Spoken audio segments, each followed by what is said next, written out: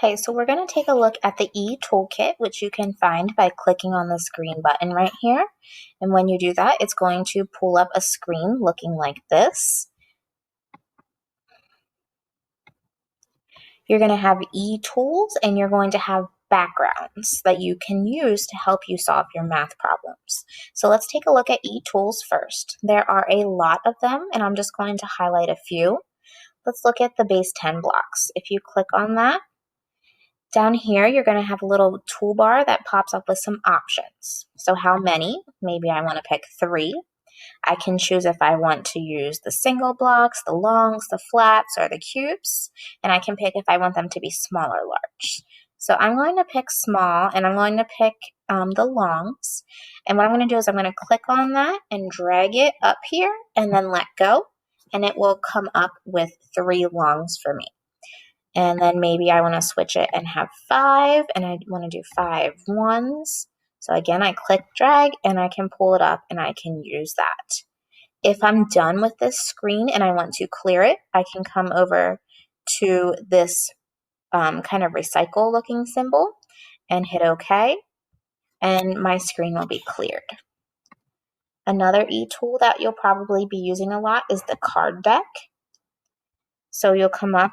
You're going to probably just want to stay with all cards, but you can choose if you only want cards that are 0 to 9, 1 to 10.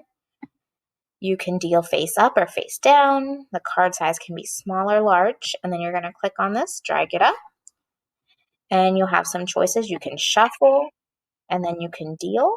And you'll see that your 3 card popped up, and then if you hit deal again, it'll give you your next card, and it will keep going. You can use this to play some games. And again, we can hit the reset button when you're done. One more eTool that I want to point out to you is the pattern blocks. So down here you see you have some different choices of pattern blocks and the sizes. I'm just going to keep it how it is in large, so I can draw up an orange square, I can do a green triangle, and I can make my different shapes that way. If I want to look at backgrounds, this is going to be where you can solve many problems, but the background is going to stay the same. So let's take a look at the clocks and say I want to practice with clocks. I can bring that up, and now my clock has is on my screen. If I come down here, I can select to draw. So I could use my mouse or my finger, and I could make a time on there.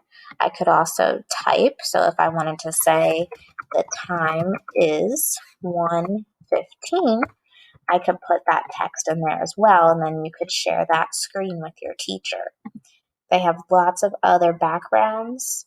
They have graphs that you can use.